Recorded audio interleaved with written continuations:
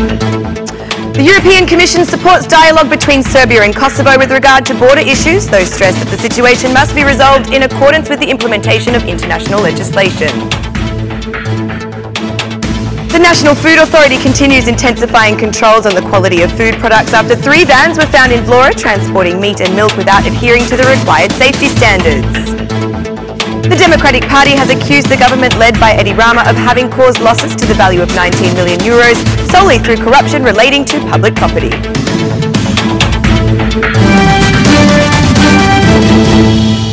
Good evening, it's 6 o'clock on Friday the 10th of August 2018. Welcome to the English edition of Aura News. My name is Alexandra and I'm here to bring you the day's top stories from across the country translated into English. Debate over the idea of reviewing the border between Serbia and Kosovo has caused the European Commission to deliver an official reaction. Spokesman Carlos Martin says they support dialogue between the two countries in order to advance towards the European Union. However, he underlined that any decisions would have to be made in accordance with international law. The possibility of an exchange of territories was raised during the high-level dialogue mediated by the High Representative of the EC Presidency, Federica Mogherini, on June 24. Presidents Thaci and Vucic had an intense and productive discussion to reach a comprehensive agreement on the normalization of relations. They agreed to intensify their work over the coming weeks, and at the next meeting, which occurred on July 18th, the two presidents reviewed the progress made and agreed to meet for a third time in early September. The dialogue, facilitated by the EU, aims to achieve long-term cooperation between the two sides and help them to continue their journey towards Europe in order to improve the livelihood of citizens. A long-term solution means a viable and realistic agreement based on international law. The parties are working to find common ground. So far, Kosovo President Hashim Thaci and Serbian President Aleksandar Vucic have expressed their stances, pointing out that they are all for border correction. Meanwhile, Prime Minister Ramush Haradinaj and the Council of Ambassadors in Albania have underlined that opening any discussion to changing the borders is unacceptable.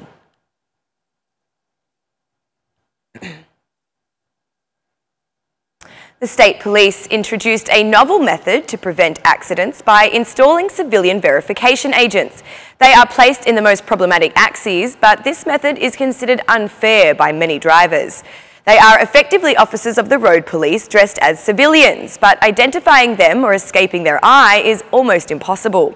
What is known for sure is that the state police has deployed civilian agents in the most problematic axes where the flow of vehicles is high. After they find road rule violations, they photograph them and pass that information on to the nearest police patrol, which, based on the violation, imposes a penalty on the driver of the vehicle. This method is being applied for the first time in Tirana and will be used in other cities across the country. Yesterday, as a result of the work of the civilian verification agents, the state police punished nearly 350 drivers and motorcyclists.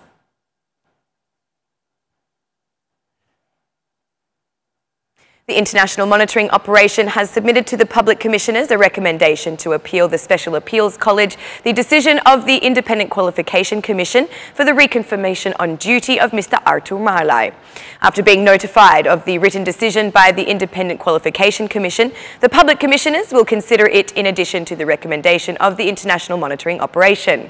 Based on point 7 of Article 55 of Law No. 84/2016 on the provisional reassessment of judges and prosecutors in the Republic of Albania, the Independent Qualification Commission has 30 days to issue the decision in writing to the Public Commissioners. On August 3rd, 2018, at the end of the respective hearing, the Independent Qualification Commission decided to reconfirm the re-evaluation subject, Mr. Artur Marlaj, who is a judge at the Administrative Court of Appeal in Tirana and also a candidate for the High Inspector of Justice.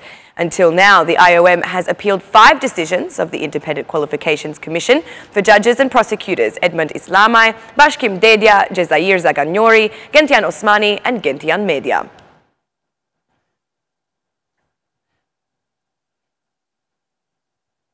Three vans trading milk and meat products at temperatures above the allowable limits have been caught in Vlora. 2 of them contained milk products which were stored at temperatures respectively 18.4 and 15.6 degrees, while the maximum allowed by law is up to 6 degrees Celsius. They were each fined to the value of 100,000 lek. Meanwhile, another subject was caught in flagrance by the National Food Authority in Vlora by transporting meat and its byproducts at a temperature of 25.6 degrees, despite legislation declaring the maximum allowable is 6 degrees Celsius. This subject was also imposed an administrative fine, this time to the value of 200,000 lek. The National Food Authority announces that these checks will continue to be intense to prevent anyone from affecting the safety and quality of the products in our country.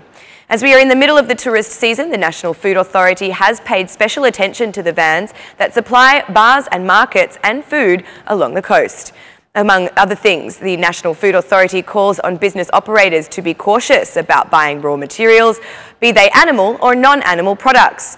In addition, they stressed the importance of seeking and receiving only labelled products accompanied by complete veterinary and fiscal documentation, not only because it is a legal obligation, but also because it is a very important measure for the safety of consumers.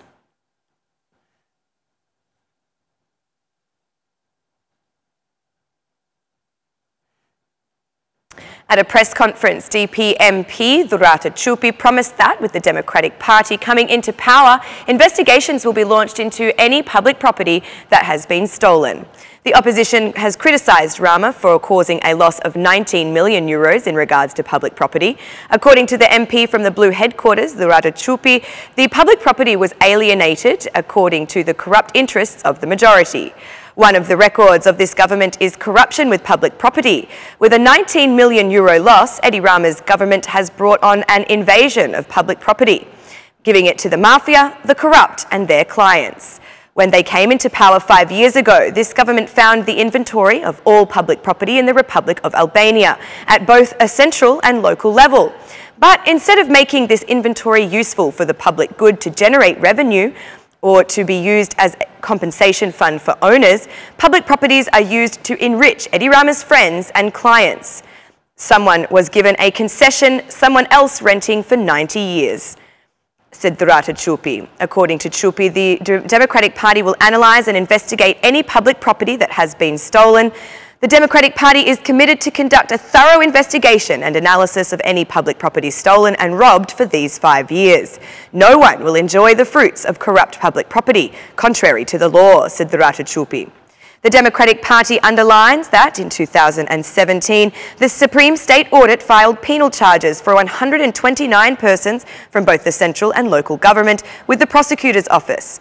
However, unfortunately, there is no report from the Prosecutor's Office that the government officials have been brought before the court for abuse of office or abuse with properties. And that's the news across the country today. Thank you for watching our English edition this evening, and be sure to join me again every Monday to Saturday at 6 p.m. for the latest news from Albania.